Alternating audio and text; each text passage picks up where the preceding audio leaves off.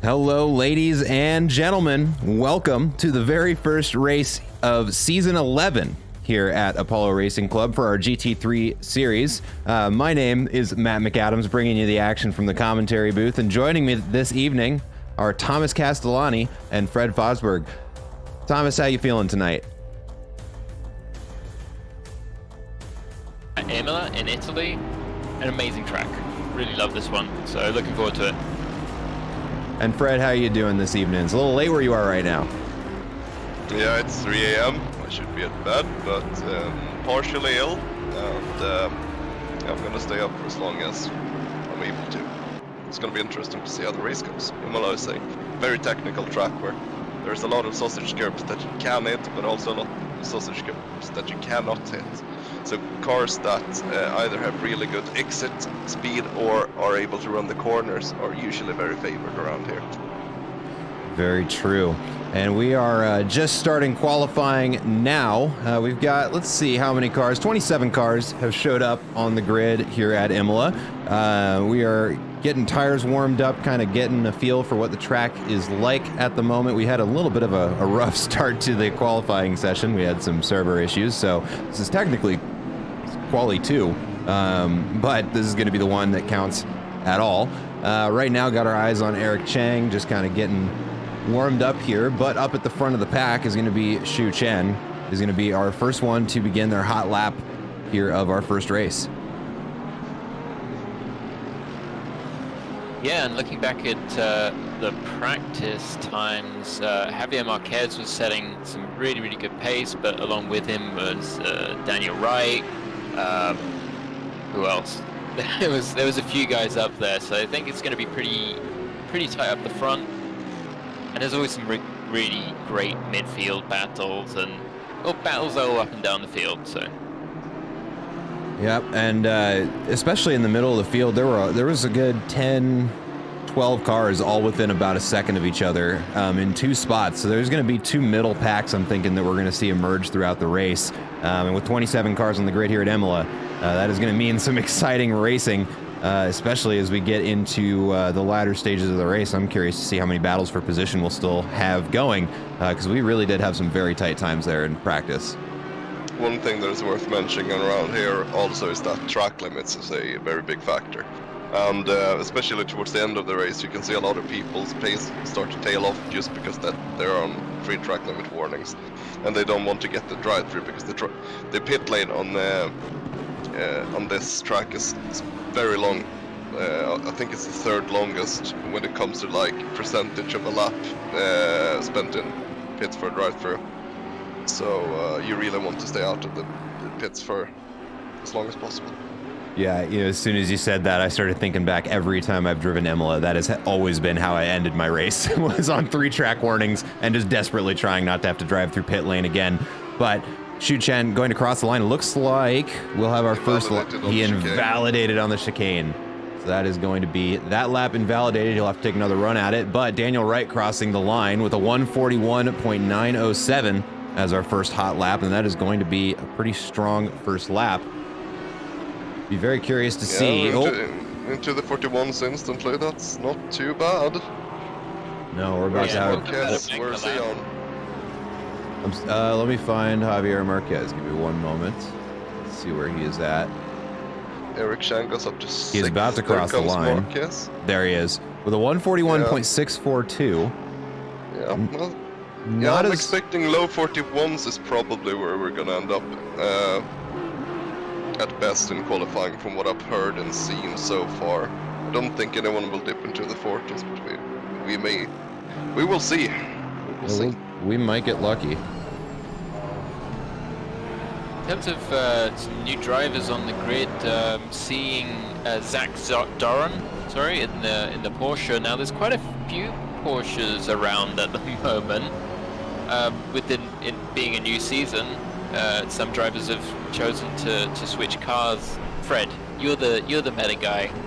What's the car for this track, do you think?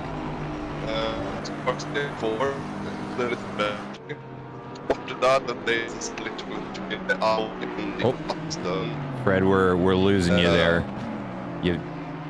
Yeah, your Discord is lagging just a little bit. You got to again. Robo Fred. Oh yeah, be right back. We'll check in. We'll check in on him in a little bit. I think he said Porsche followed by the Audi. That's at least what I could pick up from the from that. Yellow flag for Eric Chang there. Looks like he may have just been letting some faster traffic by. Javier Marquez getting ready to finish up his lap though. Set a fastest lap of the session if he can hang on to it. It's going to be very close if he does. We're looking for a 141.642 is the time to beat. And he beats it by 4 thousandths of a second. That is as close as I believe it can get. Yeah, we've actually got Xu Chen and Daniel Wright within 5 thousandths of each other right now, so... Yeah. But I said it was going to be tight. We did say that it was going to be tight. Here, let me show that just so we can get a little bit closer of an idea of how far everybody is off of first place. But yeah, Xu Chen and Daniel Wright very close to one another there. Okay, let's try again. There he is. Oh, and there he went. So close. Am I gone? You're coming in and out. We'll see if you're there now. Should I try to do the Bob thing again? Actually, I think we can hear you okay now. So Okay. to answer the question, you are the meta guy. So what is the car for this track? BMW. The BMW. BMW is the fastest car from what I've seen from Rome, some other league that I've been driving in out of late. And other than that, the Bentley is probably the second fastest car, and then it's split between the Aston and the Audi. Hands down, the worst car around here is the Ferrari. But I don't think we have any Ferraris in good. No, look. So no one should be suffering. Yeah, I didn't see any Ferraris there. A little update between on the leaderboard here. Xu Chen has secured fastest lap of the race with a 141.95 or 595, bumping Javier Marquez down into second, Daniel Wright down into third. What's interesting there, so it's still very tight between them, but... On two following it, look, they can hold it 100. Fred, you're lagging out again. I'm into that. I think he said good night. So good night, Fred. Good night, Fred. It's a shame that we can have him with us because, yeah, Fred always provides some really, really good insights. Yeah. Hopefully next time around his intent is sorted. But I was just noting that Xu Chen, I mean, it's incredibly close. He's on a 595 and Javier was on 620. So what is that? That's 25 thousandths. Is that the best way to explain that? But pretty much. Yeah, I don't think I could do a better job than that. It's all in the middle sector. So Xu Chen's got the fastest middle sector, and Javier's still fastest in the first and third sectors. That is very close. And there we go. There. You've done the math. I forgot that I can just display it on the screen. But the two of them are actually right now 1 and 2 on camera as well. We are following both of them.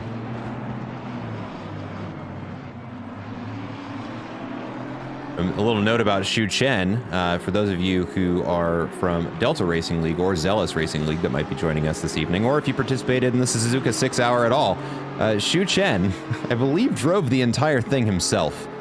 There were a couple of points where we were trying to pay attention to see if he was ever going to swap out, and I don't know that I ever saw him do that. So the Suzuka 6 Hour last Saturday, I believe this man did by himself. And now, trying to win the first race of another racing league, but Daniel Wright comes across the line. That's why I kind of just barely lost my brain there for a second, with a 141.547, again, within hundredths of each other here. Daniel Wright barely squeezing Xu Chen out of first place.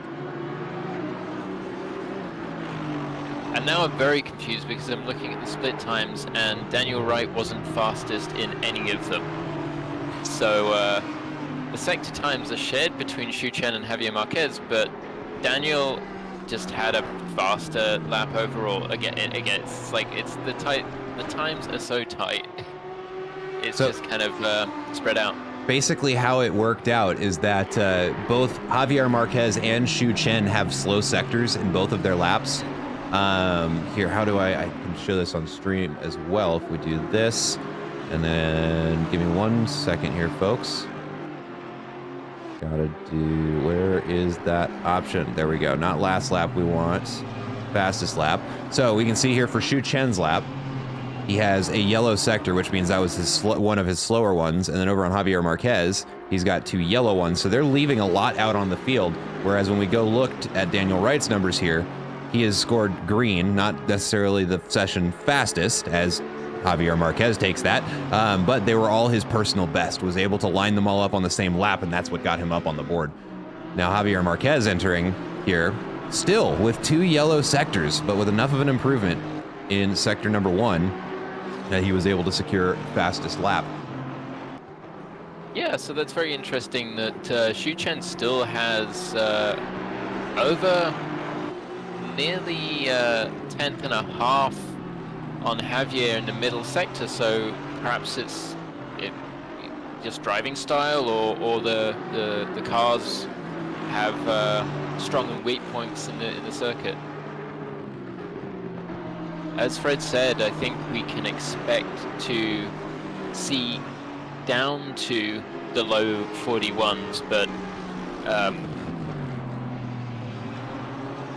well, someone's got to put it together to get down there.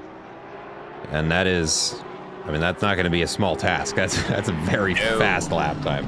Very fast. I was just watching Marquez head through Variante Alta there, I believe is the tight chicane, and he is sending it right over those curbs, which is something that the Aston is quite good at doing. There's something interesting here. We see him backing off, I believe, to get some space to Xu Chen to have a good run at this next lap.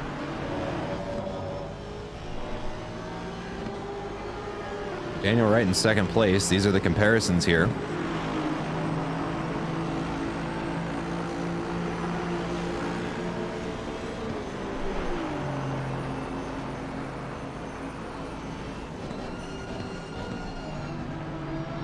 I believe that was 167 miles an hour by the end of that straight. Pretty rapid. Okay, feeding it through the second chicane, keeping things tidy. He is more or less in lockstep with his previous lap. Let's look at his current lap here. Is that... Oh, well, let me do that, so we'll just stay on there. He is technically into the... Yeah, he's technically still in the green. Down to Aqua Minerale. That's an exciting sequence of corners, and perhaps it's my lack of ability, but definitely you can get the car kind of sliding through the first part of the Aqua Minerale. I guess it's kind of a double apex, if you can call it that. It's one big sweeping mess that he's been up to it. So. It does look like the lap gets away from him there, slowing up just a little bit. But an interesting development. I don't know if this is perhaps the UI bugging out here, but Guillermo Martinez seems to have the purple border around his name, which would imply he may be able to sneak in with a new session fastest lap with 18 seconds of qualifying remaining.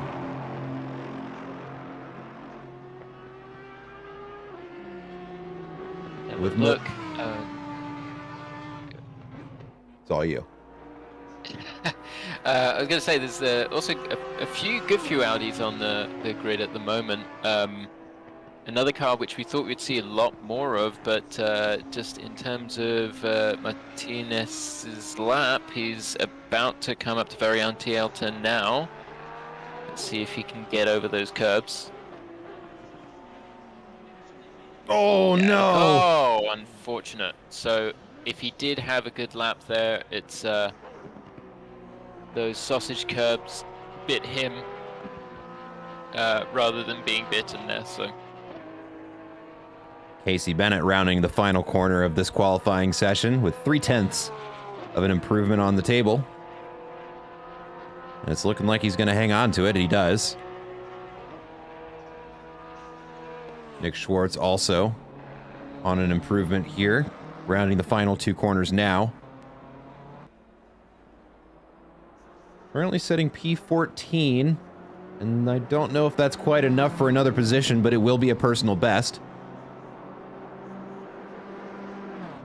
Roadside Cookie, driving the Porsche this season. He's rounding that chicane now.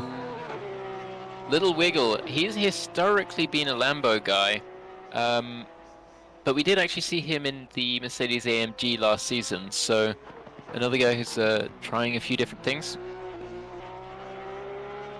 Rocking his traditional white, black, and gold liveries in the Yeet the Mods skin.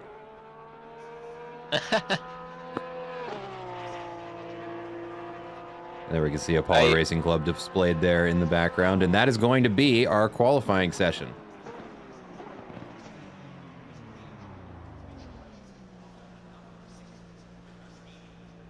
So let's take a look at the top of the board there. So Javier Marquez is able to hang on to first place with a 141.497. Xu Chen in second place with a 141.53. Daniel Wright in third place with a 141.547. Just barely slower. So all 3 of them within just tenths of a second. This would be a very exciting front of the grid. Yeah, very close up front, and again, looking down through the field, we've got, just want to give a shout out to Niall Drake, the resident controller player. Always impressive. He's not been with us for a couple seasons, I think, so it's good to see him back. Yeah, for sure. And we were talking in practice, and he's like, "So, how much has the game changed since April?" We all had to kind of think about it for a second because so much time has passed since then. It's almost not the same. Well, it's still the same game. Nothing too major's happened since 1.8, but all of the BOP changes certainly different enough. Just want to note, well, first of all, that's a very cool looking Bentley livery right there. From Melon Pitch, yeah. Yeah. Nice stripes. We certainly won't have trouble spotting him at all this season. And if anyone noticed, we had, sorry, the reigning champion, Maddie Byrne, in a very, very, very brightly colored BMW. We will be taking a look at that here soon. That, you can't miss him. His reasoning, I believe, was so that he could easily spot himself on the stream. So, I mean, he succeeded in that endeavor for sure. Yeah, he certainly has, considering I can already tell which one is his BMW from back here. Another thing to note, look at all of the Audis on the grid. There are several. And that's not necessarily a bad thing. I just don't think, I don't think I've seen this many in this concentration in some time. Yeah, and it was something that I would have expected to have seen last season because it was, at that time, the Audi was seen as the car to be in, but not a lot of people went for it. However, now, I guess it's the preferred choice. Yeah, I guess so. Well, 30 seconds until we start the formation lap here at Imola. I guess we can take one more look here. Oh, it won't let me now because we're already here. I was going to take a look at the qualifying times so that we might be able to maybe do some predicting here on what might happen, but they were very close. Yeah, I think, I mean, it is a tight series of corners to begin with. So there might be a bit of a mix-up in the pack at the front end. Leaving from the front, you always have the upper hand in terms of just being able to try to control and keep people behind you and get. There's no one in front of you to keep you from taking your line, essentially. So Javier should expect, if he gets a good start, to have a clean entry into Tamburello. Mm-hmm.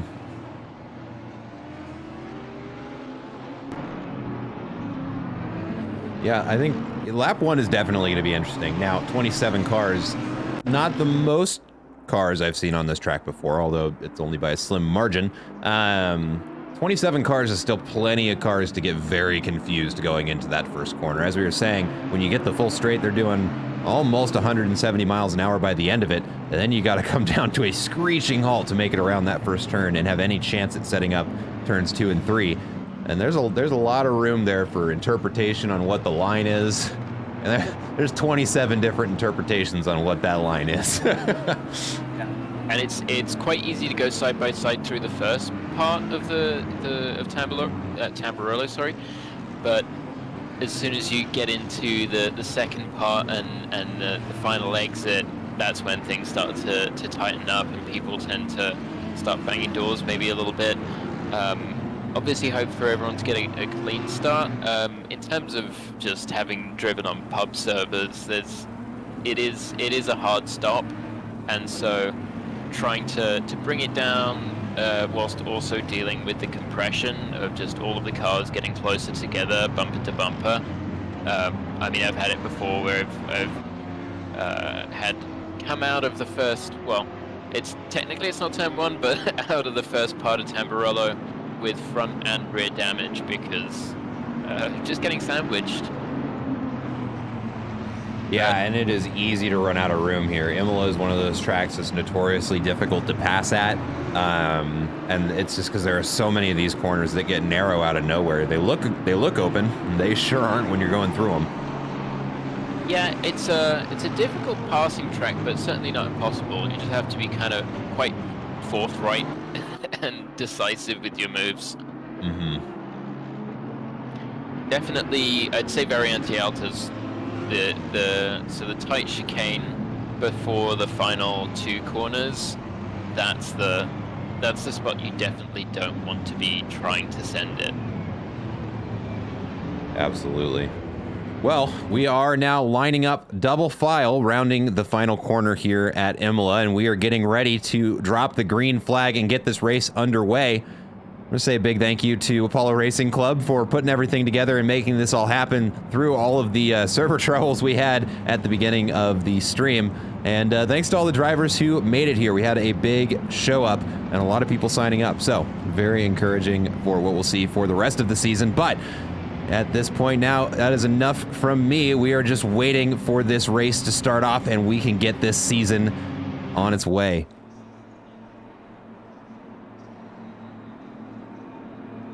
And there's the green flag. It is waving and this race is underway. And it looks like Chu Chen gets a phenomenal start. Either that or Javier Marquez gets a rough start going right out of there. And he's gonna, we got a Porsche off the road already and some dirt showing back there. Somebody spun around.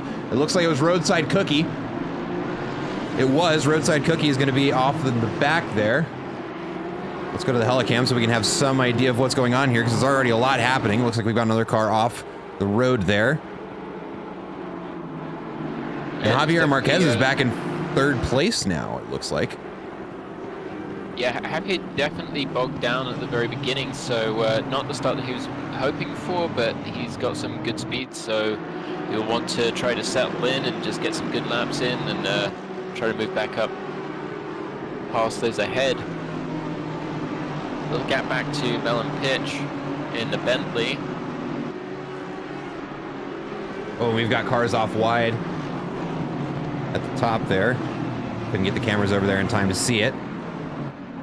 But this middle pack, for as exciting as it is, we now have a very tight battle for 2nd place here, forming up behind Alex Arduin.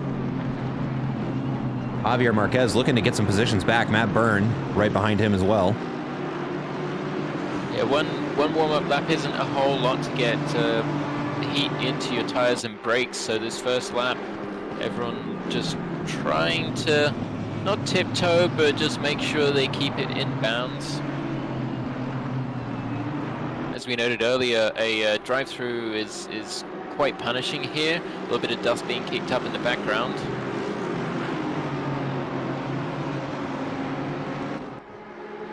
Don't see any flags waving there, so nothing too exciting, hopefully. Also got Daniel Wright and Tony Giordano very close together going into the first turn. Just gonna have a look back and see what happened to Andre Lloyd, because he has dropped back significantly off the back of the field.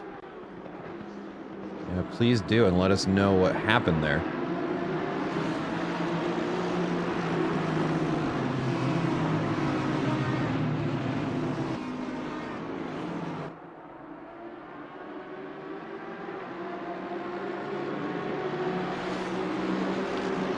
Take a little bit of a look further back in the grid. We've got a very long train of cars here that I don't want to miss. But right now, Felix Payant trying to defend Eric Chang in the Aston Martin behind. Matt Artem makes a pass on Melon Pitch.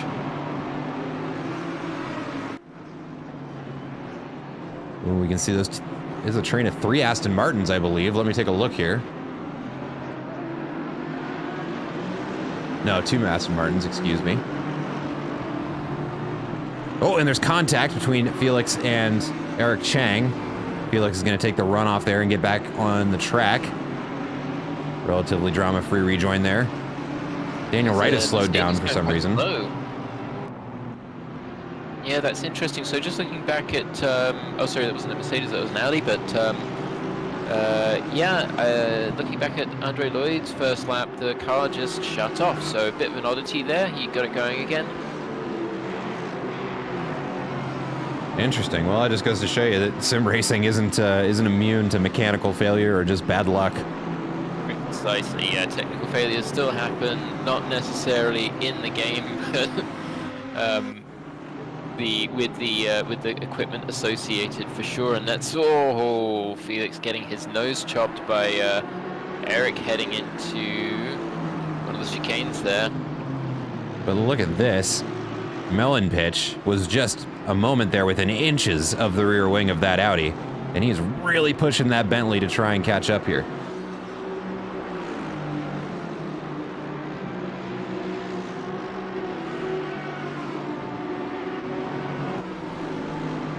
Let's go ahead and go on for a little onboard ride here with Melon Pitch. Yeah, I'd say every time, but if you want a car that will just eat curbs, case in point, it's the Bentley is absolutely your go-to. It is called the Boatley for a reason. Look here. Barely moves. Barely even moves over those sausage curbs. And still, it's also an excellent line there from Melon Pitch. That Audi just a little bit quicker out of the corners, it looks like.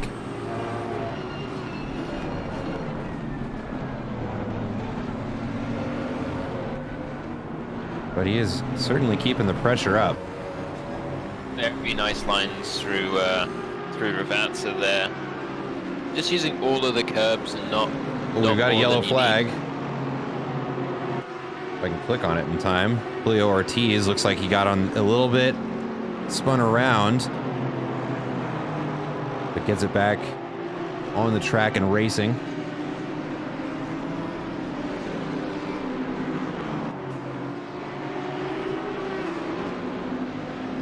So we're starting to see a little bit of a spread. There's definitely a tight pack still.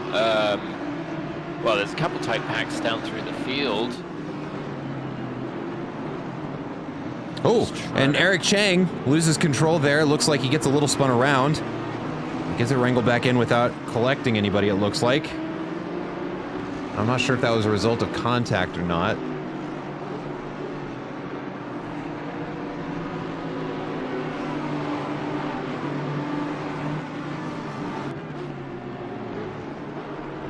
Yeah, so As we were looking at Melon Pitch on the back of Artem before, and yeah, they're still reasonably tight, but this second group currently being led by Felix Payan or Payan. Yeah, I don't remember which one it is. I'm sorry, Felix.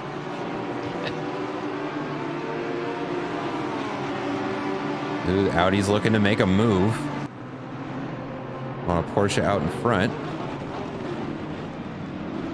That's number 918.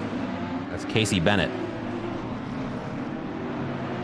There's a tiny little bit of a touch there between the trailing Porsche and the Audi in front of Felix Payan.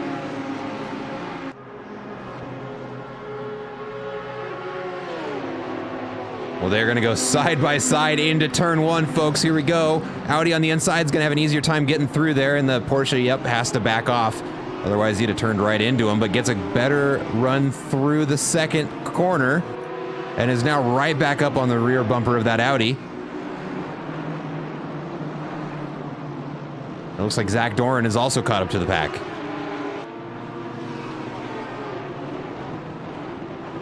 Oh! Oh. Oh, the way that camera shot is. Oh, and there's the contact I thought I was going to see from somebody else. Daniel Wright gets spun around and is now having to get back out onto the track on the hairpin. That is a rough spot to try and rejoin. Managed to do it cleanly. He had a good spot to drop himself into. So a real surprise, to be honest, that Daniel Wright, I don't know what caused his issues earlier on. Because he definitely has lap time in him, and now I can just see him on my screen here fighting the car because obviously there's a little bit of damage. Casey Bennett and Zach Doran now. Battle of the Porsches coming around into the final two corners. These two have been very, very close to one another for the entire race now. Now just one more corner of this lap. Let's see who does it better. Well, Casey Bennett's going to be a little bit worried here because Zach Doran is going to get a draft from him down the straight. We'll see how much it actually counts.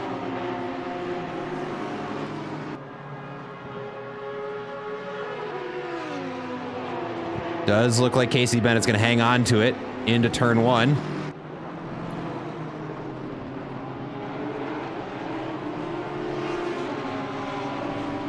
And makes a lunge forward up towards Felix in that the number 20 Audi, who's now on the defense.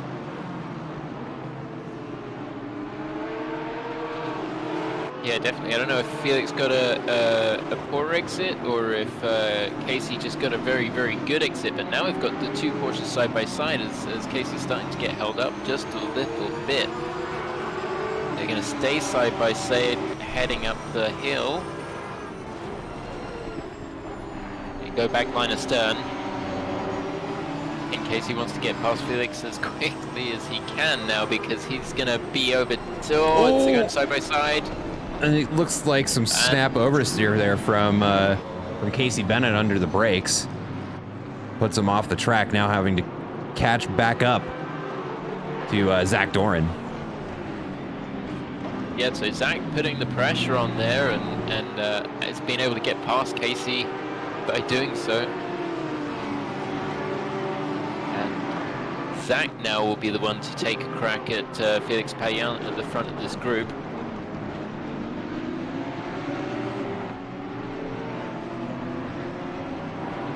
Just looking, sorry, back at the front, well, the front group, Xu Chen still holds the fastest lap, but he is slowly being closed in by Javier Marquez. So Javier ever so, bit by bit, closing in and chipping away at that gap.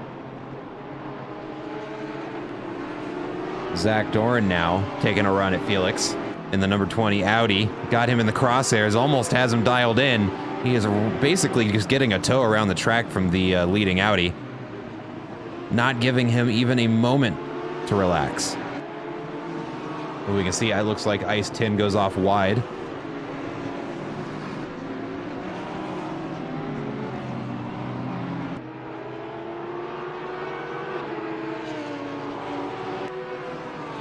got sorry, my brain just went for a second. We had Tim Wilkins off track there, but it looks like he might have, yeah, he's headed back to the pits and he's packed it in. So not sure what happened, whether that was contact and they're just sort of car off track. Figure out who that was. Not sure, but No, Felix too much Payan going on. loses a position to Zach Doran. Now Casey Bennett has a shot at him. And just behind them, Eric Chang and Ice Tin are having a bit of a battle. Casey Bennett out wide, looking for a way through.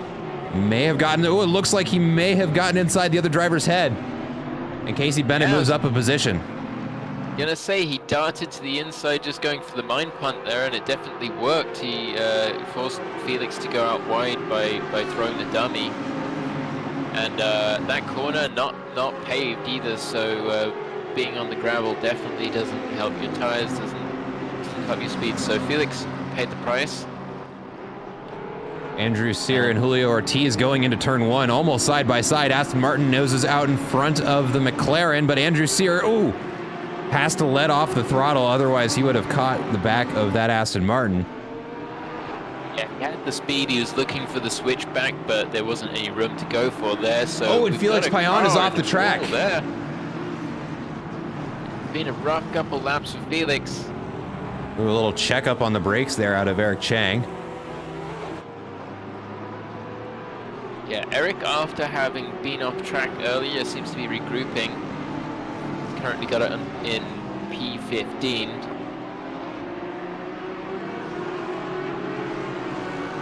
Let's take a look at a battle that's developing between Andrew Jaski and Max Sunkenlap.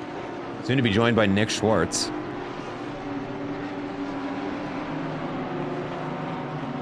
The two of them were getting very close to one another, and in the course of a turn, now there's a second gap. That's Imola. Let's see if they close back up on one another. Ooh, and it looks like... Oh, never mind, that was just the camera angle. It looks like Max Sunkenlap may have gone off wide there, but he does get passed on the inside by Nick Schwartz.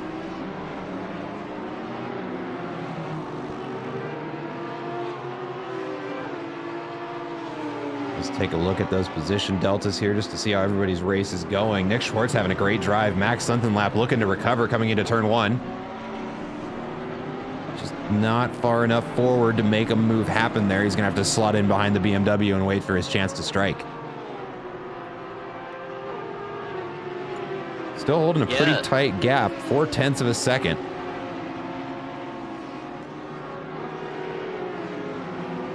Yeah, we've got plenty of race to go for Mac just to sit in there and see what he can do. He's looking like Roadside Cookie left tongue out there to dry. Gets passed by Rick Reeder on the inside of turn one. Just a reminder, the pit stops for this race. It's a single pit stop, mandatory within a 20-minute pit window, which will begin at the 40-minute mark on the countdown. And it's a mandatory tire change with fuel optional. But logically, a lot of the drivers, because it doesn't change the length of the pit stop, a lot of the drivers will split their fuel strategy as well. So that's what to expect. In another 5 minutes, might see some early pitters.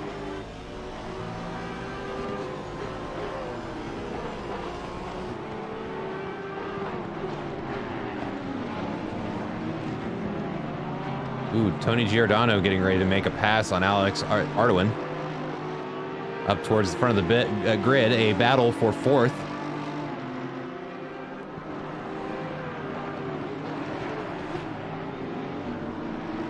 Nice and tidy there for both drivers. Tony almost looked like he was going deep there, but just closing it up on corner entry.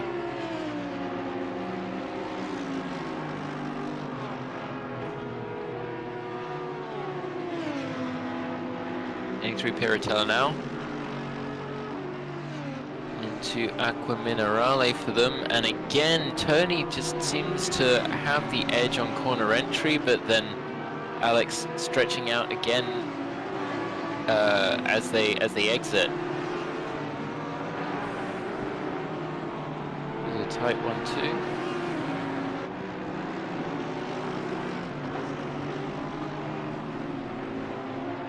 Let's take a look over at the battle for 14th behind Ice 10.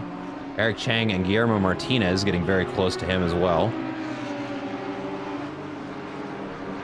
As we see Guillermo make a move on the outside there. It looks like it gets shut down.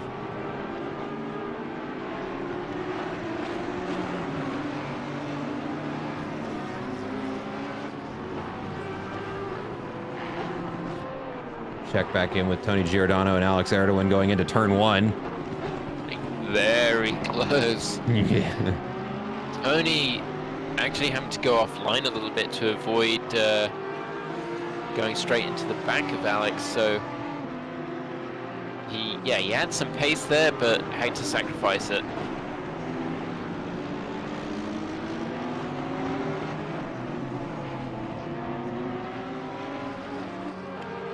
Now, Guillermo Martinez going for the same move there, but gets on the brakes a little early. Eric Chang off track, though, is going to allow the Audi to make a pass. And now Andrew Sear is going to be a problem for him.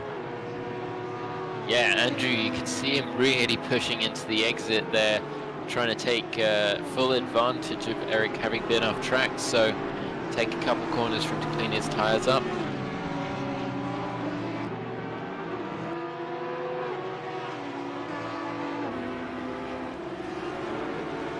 Andrew staying right on the back of Eric Chang, getting a really good slipstream, heading up the hill.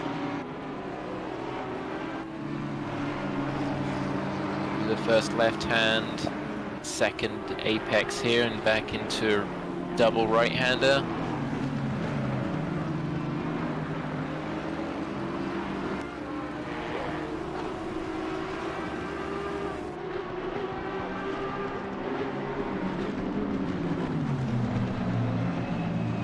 Very close between these two, and the McLaren does struggle with those curbs, but he's still staying very, very close to the back of the Aston Martin. He's just throwing it on the inside, heading down the hill. It's going to be on the outside for the first left-hander. Got a second apex here, so he has to back out. Andrew Sear closing up on the exit. Let's see if he can get into the slipstream and close in down the straight. Getting really close to the pit wall there, maximizing the track limits. So throwing it down the inside into Tamburello, and he makes it stick. That was a very nice, smooth, clean move from Andrew Sear there. No, one of the nice things about getting to see that from up here in the sky is we got to see just how much time he spent setting that pass up. From being locked in behind Eric Chang to positioning himself on the inside at just the right moment to where Eric can't defend against it, and then just sneaks up the inside, really playing to that McLaren's strength in those mid-speed corners. But the pit window has opened, which means any time now this race is about to get a lot more interesting. But let's take a look over at Max Duntham and Zach Doran within a quarter second of one another coming up the hill.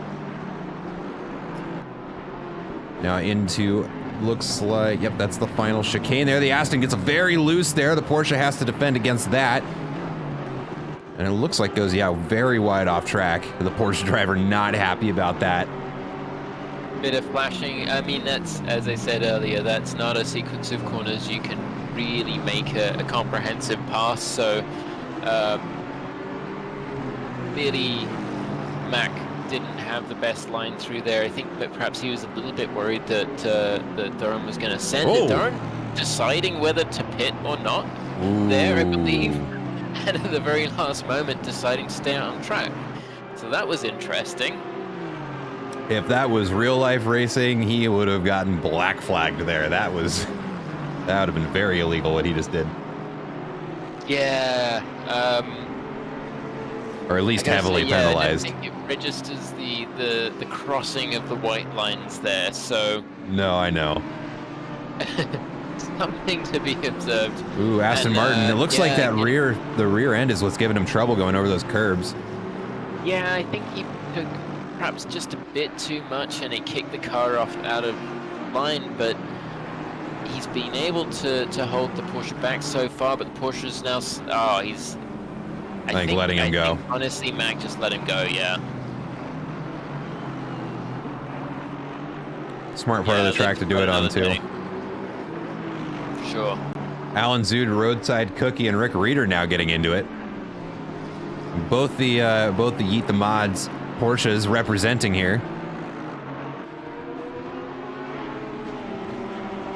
Hey, mate, what's that? It's a make-believe truce. Yeah, I'm trying to remember. Zoo has a phrase for that, but I'll tell you when I remember it. Deal.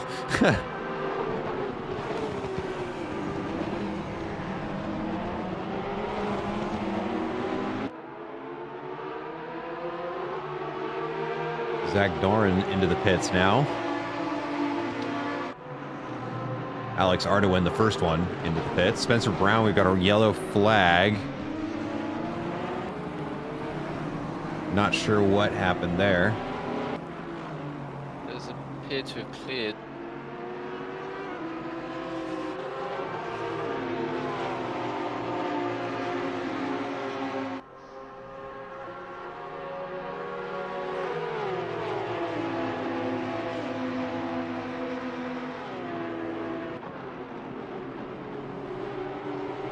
Yeah, so I was actually just positioning my camera over Alan Zoo's, the hood of Alan Zoo's Porsche, because it's written right there. It says, "Best rivals make best friends." Aww. That's so wholesome. It is. That's what we're about here. That is true to varying degrees, but yeah. No, I would say it's probably one of the things I pride myself on our little circle of sim racing communities. It's a neat place to be. It really is. Definitely. Yellow flag for Zach Doran. It's just because he's leaving.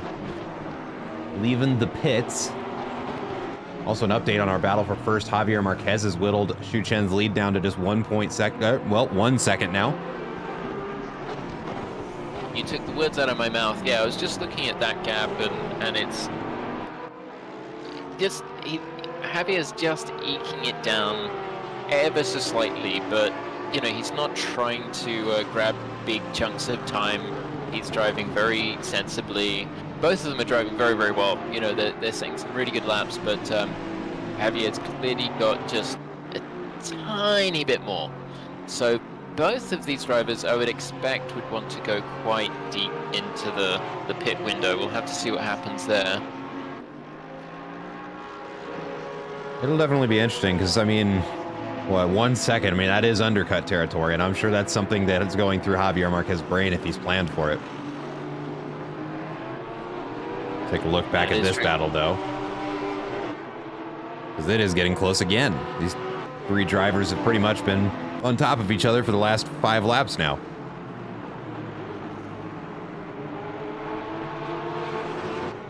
Oh, and it looks like Roadside Cookie takes a spin there. I'm not sure what caused it. Was that contact? I'm gonna go take a look. So, in terms of the leaders, we've got Xu Chen following, Javier Marquez followed Xu Chen into the pits. So, both of our leaders have decided to come into the pits already. Brave, considering we've only had 3 pitters overall so far. Let's see, let me get back on somebody that was on the track, but, as I click on that, Andrew Jaski comes in. And so does Casey Bennett. I am 3 for 3 now. All right. Right. So, yeah, it's kind of surprising that a lot of people are deciding to pit so Oh, early and there's in the huge pit wall. contact there between Alan Zhu and Rick Reeder. Sorry to cut you off there. Both of them are going to be hung out to dry as the rest of the field navigates around them. And at least Yeah, that happened for them in the pit window, so they can just go deal with that.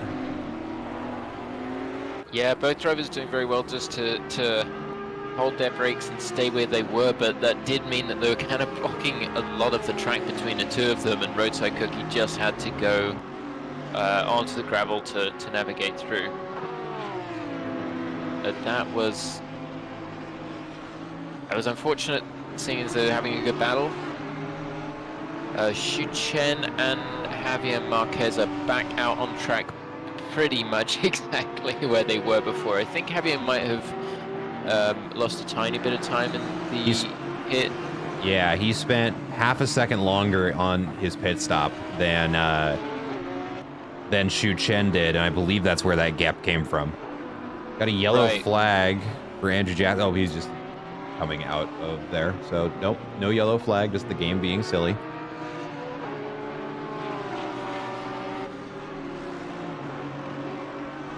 Yeah, pit exit here can be a little bit spicy if someone's coming out, because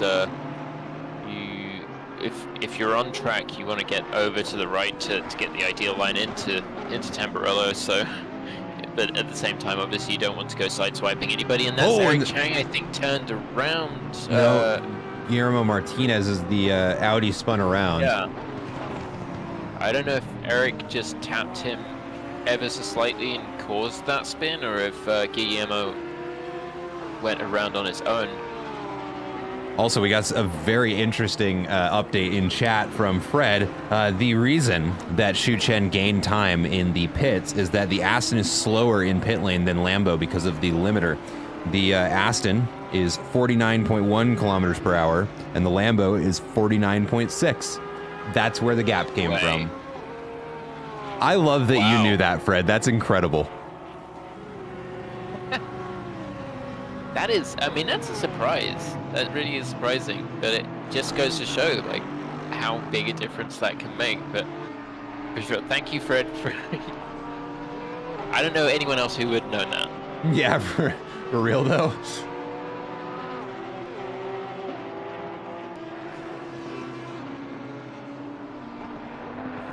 Javier does seem to be closing in again quite quickly. He's made about a half a second since they left the pits, so just trying to take advantage of those fresh tires, and perhaps he's been able to bring them in and up to temperature a bit quicker.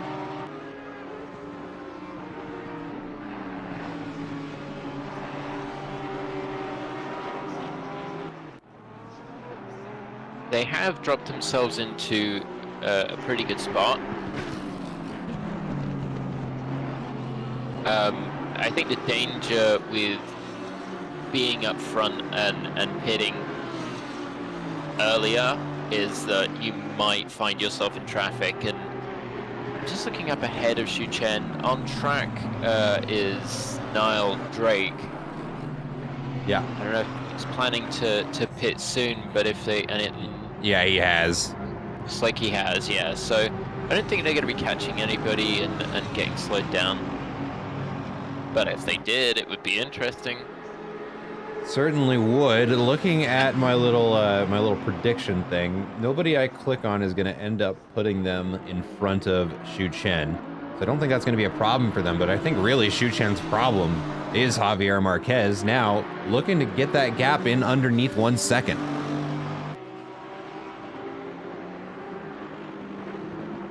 He is just very, very slowly reeling him in.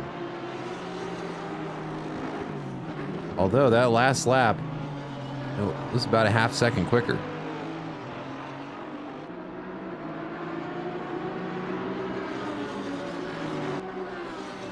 Use this little lull to observe, and yeah, I'm just going back and checking some stuff out from earlier in the race. It looked like there was a collision between Andre Lloyd and Tim Wilkins, which was what put Tim Wilkins out of the race. That was on the main straight. They just, yeah, I mean, I can see it here. Tim did appear to be. I think he was trying to block off Andre, and they just made contact. But that was that put Tim heavily into the wall.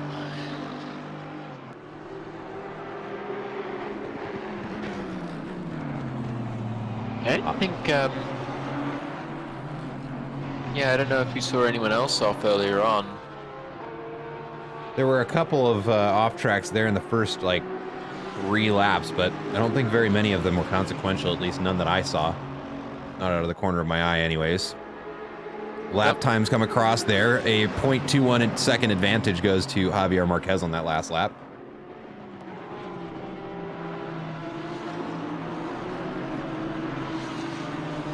Yeah, he's getting very close, so almost just under 7/10.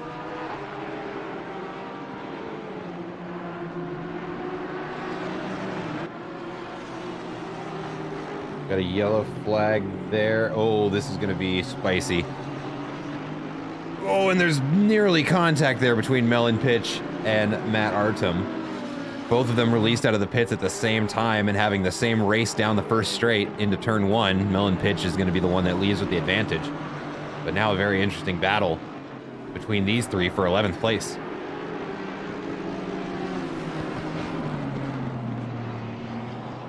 Which is made even more interesting by the fact that they do not come out on perfectly inflated and heated up tires. So these little, battles decided by inches, especially right when they're coming out of pit lane, are all the more dangerous.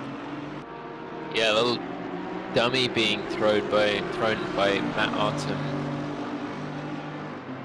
He's constantly just looking down the inside, seeing what he can, whether he can get into the head of Melon Pitch. I'm sorry to pull us away from that, but we've got to look over at this battle now. Javier Marquez bringing it within 0.3 seconds.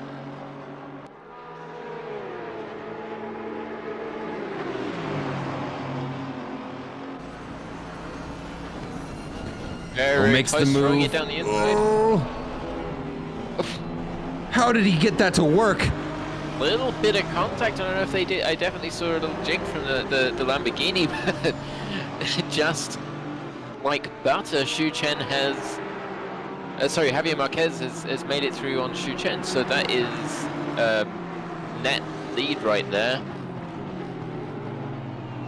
With the cars of Matt Byrne, Nick Schwartz, Andrew Sear, and Eric Chang all still to pit.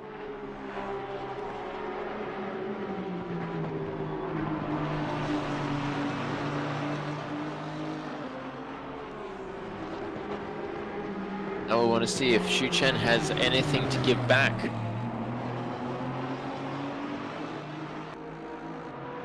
For any MotoGP fans out there, you'll know that Valentino Rossi always says you got to go straight back. Don't let them get into their rhythm. Yeah.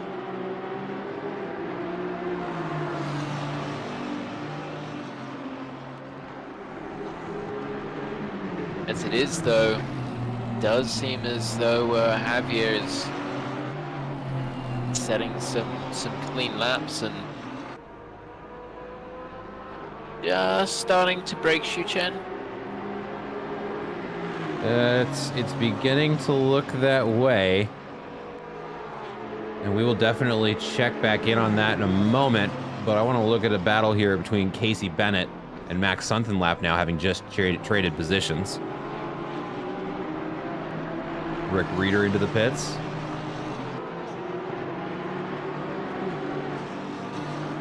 Actually, as I get the cameras over on them, looks like Casey Bennett is starting to pull a little bit of a gap.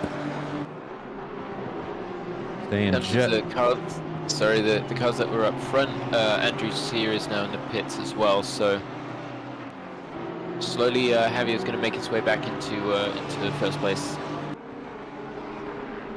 Melon Pitch and Matt Artem still duking it out. Now just a half second between these two for 8th place.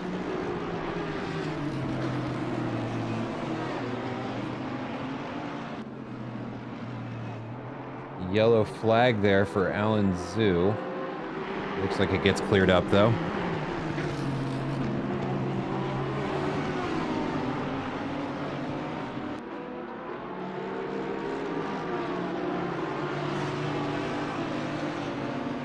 We are almost all the way through the pit stops here. It looks like Matt Byrne, Nick Schwartz, and Eric Chang are the 3 remaining cars that need to pit.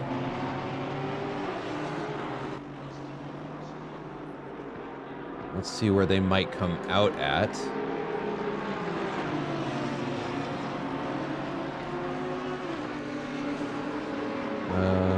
The yellow flag for Rick Reeder showing, but again, he seems to be on his way. I don't know if that was just coming out of the pits. Probably. Yep.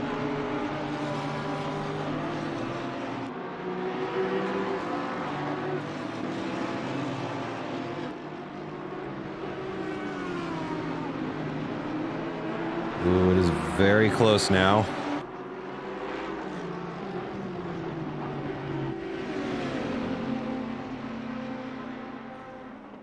Ooh, little touch as Melon Pitch goes to defend hard there. Manages to keep Artem back.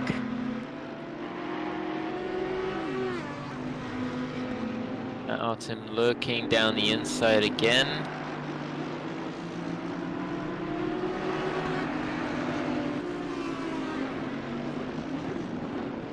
Oof. I was gonna say, it seemed like Melon Pitch was braking early, but I think that Artem was just braking a little bit late and had to make avoiding action there. Both of them take the apex. That spread the gap just a tiny bit, but I have a feeling that Matt Artem is going to close into the back of Melon Pitch quite quickly. And this is Xu Chen on Javier Marquez again. Mm-hmm. So the leaders, the net leaders. And looks like the last 3 drivers remaining to serve pit stops are going to do so now. And so we will get these guys back up in first and second.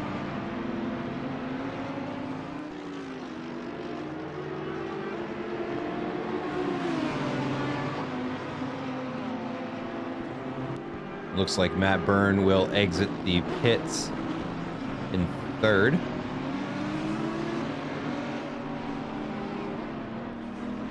Yeah, it's been a good race for Matt, even though we haven't seen. Oh, and yellow flag Melon Pitch has been spun around. Let's try going back here just a little bit, see what happened.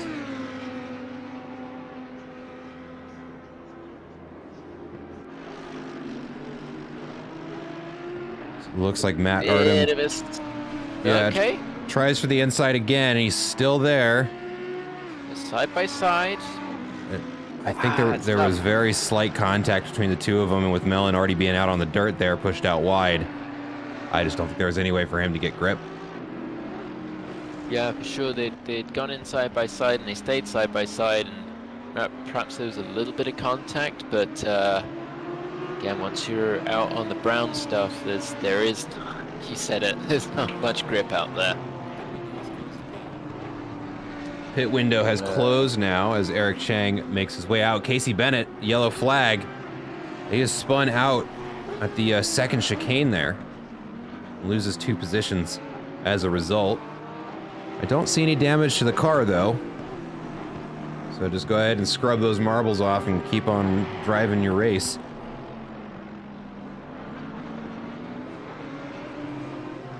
But Andrew Jaski and Zach Doran now very close together. The battle for P10.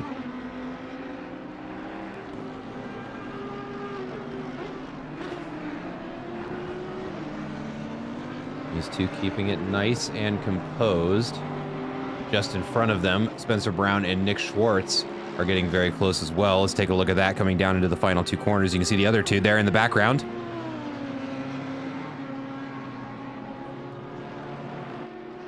Audi tries to get the inside there. Not enough room to make it happen. Andrew Jaski stays out in front of Zach Doran as well. Like a bit of slipstreaming going on. Those just up ahead, those 2 cars are side by side, so. What happened to Ardoin? I don't know. What did happen to Ardoin? Currently sitting P5. I didn't see any yellow flags for Ardoin.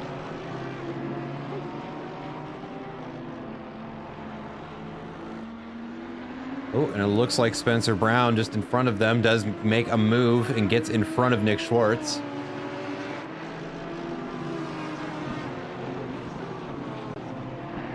Now Andrew Jaski starting to close up to Nick Schwartz with Zach Doran close in tow. It looks like the BMW gets out there a little bit wide. And man, that hairpin is the killer of good laps. It's where good laps go to die. Ooh, the Porsche using every inch of that curbing that he can. Now down into Aquaman Rally. Lots of little two-car battles forming as Doran closes very near to the back of Andrew Jaski. Again, he's did that before where he was just looking on the outside of the chicane. I think that was what put Max Sunton lap off before, and this time Andrew Jaski doesn't flinch. Yeah, and that's now he'll need to make the adjustment. Now he knows that he can't play those same mind games with Jaski. He's gonna have to come up with another way to pass him. And he might just be able to do that with pace, already narrowing down that 1 second gap down to just inside of half a second.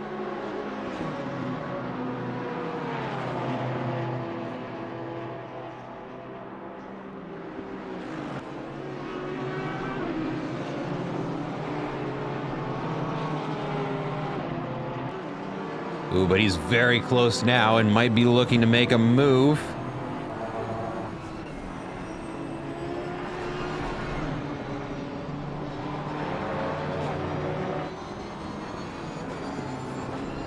It looks like a rough go there through the S's. Puts him back. Let's see if that Porsche's power off the line there can get that BMW just a little bit closer.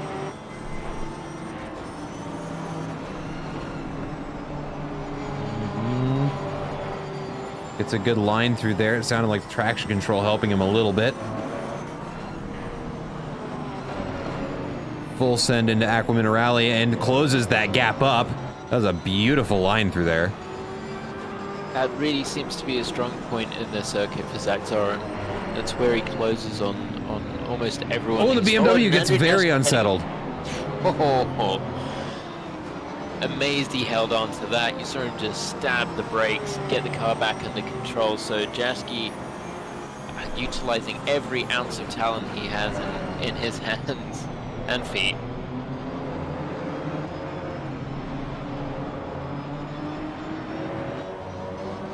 And this battle will continue on for another lap. The battle for P10 still raging on. 25 laps into this race, 15 minutes left to go.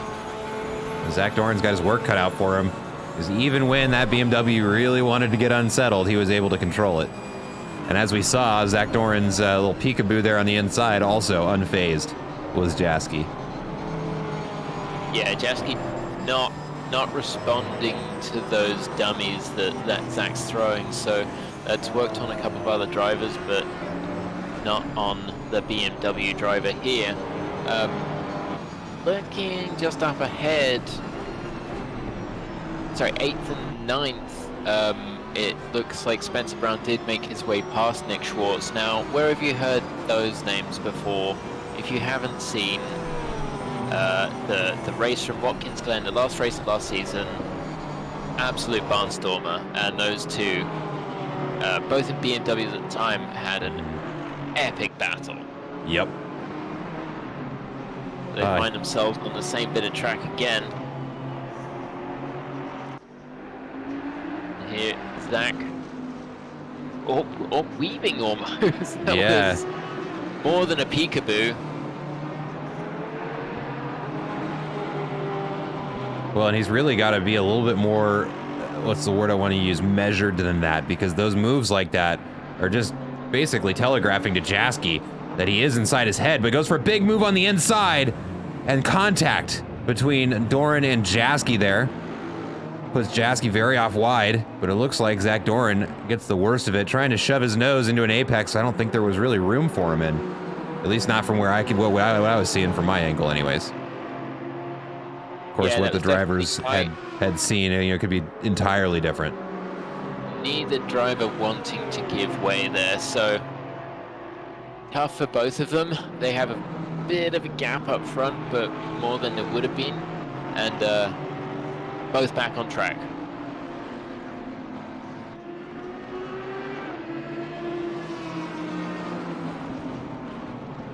Just looking down the order, we've got 15th and 16th places Casey Bennett and Javier Ortiz. Sorry, Julio Ortiz, not Javier Marquez, Julio Ortiz. Are starting to get close. Yep. Ooh, and just like that, Andrew Jasky and Max Suntenlap have gotten on top of one another. Yeah, Mac taking advantage. I don't know if Jasky took more damage than we might have first realized in the contact, or if it just put him off his rhythm, because Mac 100% taking full advantage. It looks like it was a rough lap from Jasky on his last lap. It was 2 seconds off the pace. Right. So yeah, he may have sustained some damage that we aren't aware of. Max Suntenlap not really having to put too much effort into closing up on him. The question is, will he be able to get around him? As we see that Aston gets a little bit loose there trying to get back onto the track. Now, I might be wrong, but I seem to remember that the BMW is a car that really relies on rear-end aero. So if he's had rear-end damage, ordinarily with a lot of cars, front-end damage, and I'm just talking over the moves, so... they get very tight on the exit there, so they're trying to... Jasky trying to switch back, and I think Mac might be letting him back through because he feels as though that move was maybe just a bit too much. The Jasky back in front. Mac temporarily had taken that 10th place.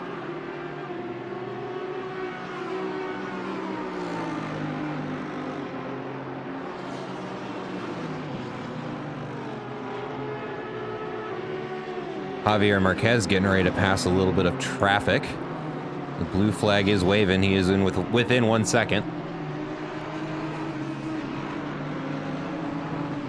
I'll pull the cameras over there once that pass is getting ready to happen. Zach Doran now putting Max Suntenlap under pressure. Gets a way better run up the hill, now into the chicane.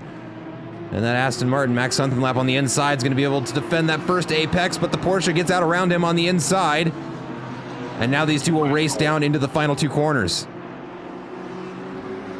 Staying side by side. I feel as though I've been proved wrong because I didn't think you could get two cars through there. They're going door to door into Rabat. This is where and we've seen that before. And it's almost a carbon copy. Zach Doran almost going for the exact same move, and it bites him the same as it did the first time. Javier Marquez working his way through his pack. I'm gonna say that's something that the stewards will want to look at afterwards, because it's difficult. It's really difficult to see everything that's going on through Rabatsa there, but that's tricky. All I'll say is I'm glad I'm not a steward.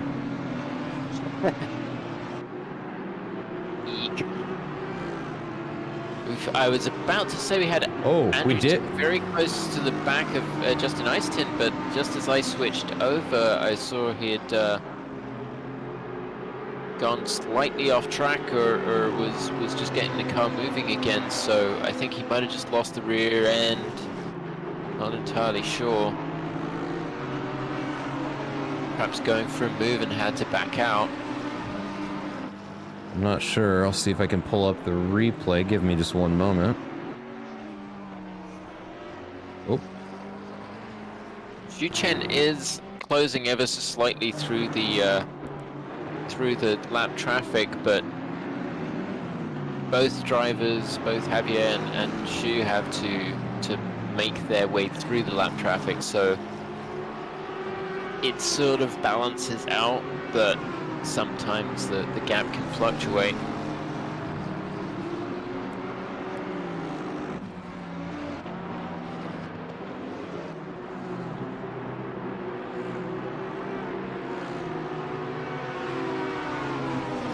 Sorry, I'm watching the replay right now to try and figure out what happened to Andrew Sear just a moment ago. Sure, yeah, no, as we see, so I don't know if Zach Doran now will have much damage on the front end of his Porsche, having had a couple of pieces of contact. He slotted into 13th place behind Justin Icetin and was just sitting on the back of Icetin, but seems to be dropping back ever so slightly, so we'll see. Perhaps he's just getting back into his rhythm. And here I'll go ahead and show everybody this is what happened here coming into the second chicane. Takes a little bit too much of that curve and gets unsettled, and has to try and recover the spin. Okay, so thankfully for him and the other drivers, no contact, but yeah, it's really tough. That sometimes just a little thing can the penalty doesn't always suit the crime. For sure.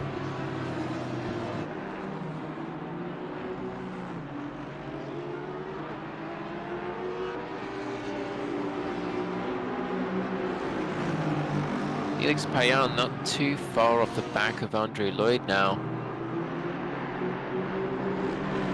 The 20th and 21st place is a pair of Audis.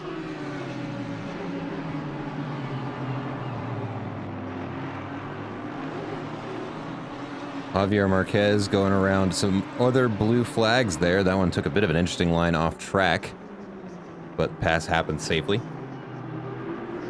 Ooh, and as we look away, Icetin and Zach Doran trade places momentarily down the straight. Look at that way the Porsche lunges up towards the Audi there. Zach Doran clearly has some legs through the first chicane. And we can see the blinkers coming out. Yeah, just flashing those lights, trying to grab the attention of the driver ahead, and I mean, they know he's there, but if he can just get into the head ever so slightly, force a mistake. I mean, you can't miss Matt Byrne, can you? No, you really cannot. It is a Play-Doh colored car. That is the perfect way of describing those colors. Yeah, that 333 BMW is going to be easy to see all season. That is for sure. I love it.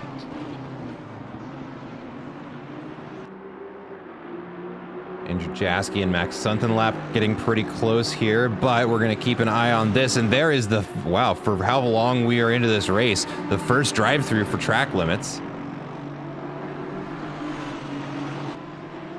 Yeah, and that goes to Zach Doran. We've been seeing that the white and blue Porsche battling very hard today. Yeah, and he comes straight in for that drive-through. Hopefully brings it down to speed for the 50k mark.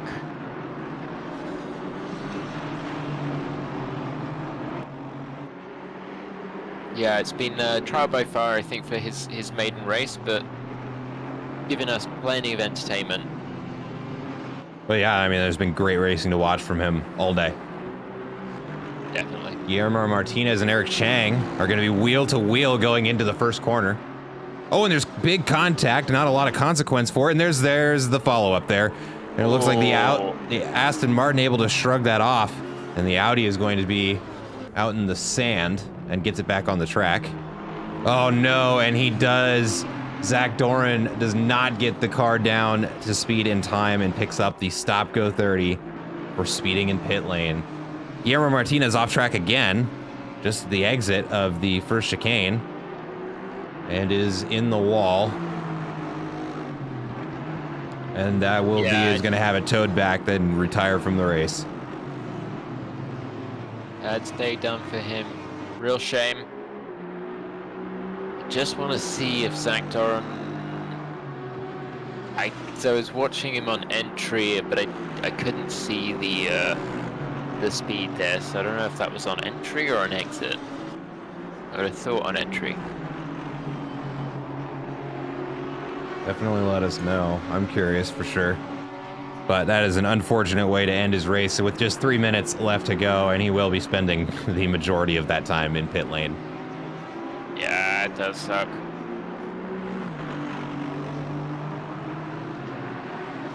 See there, Matt Byrne getting ready to pass some traffic.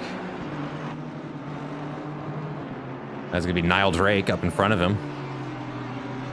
Our resident controller player.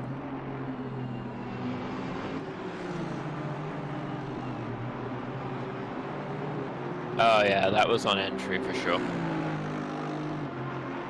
Bummer. Yeah, and so it's really tough when you have a drive-through and it's difficult not to be frustrated, and you just want to get it done as soon as possible, and you want to maximize the time or try to minimize the time spent in the pit lane, and you just eke that tiny extra little bit, and that's the price you pay. Yeah.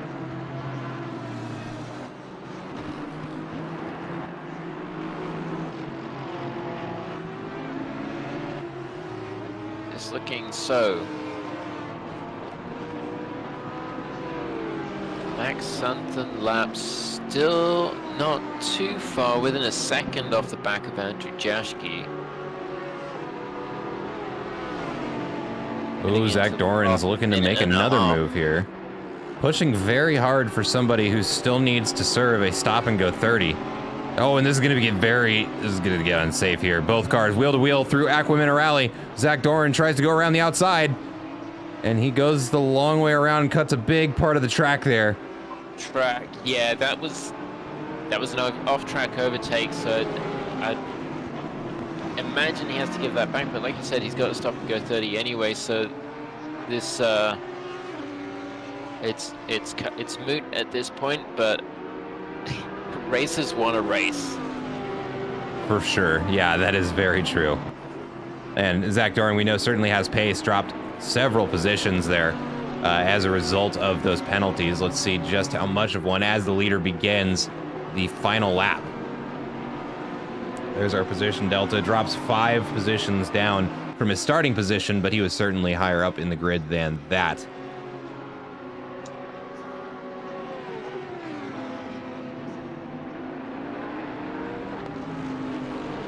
And just in the dying throes, the dying moments of this race, Max Santhan lap was at some point on this lap he just had a bit of a slide through the chicane there, so he was within 4/10 of Andrew Jaschke at some point during this lap, but that's just going away.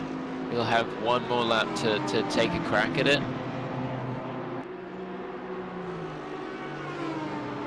Reached 0 on the timer, so as you mentioned, Matt, this is the final lap for the leaders and indeed the rest of the field. Javier Marquez is rounding the final chicane now, so we will see him finish his race here in just a moment. Nick Schwartz getting very close to Spencer Brown. And a last-ditch attempt here brings it underneath a half a second, 3/10 now. So we can see, let's see where they go. And Javier Marquez going across the start-finish line to win the race here.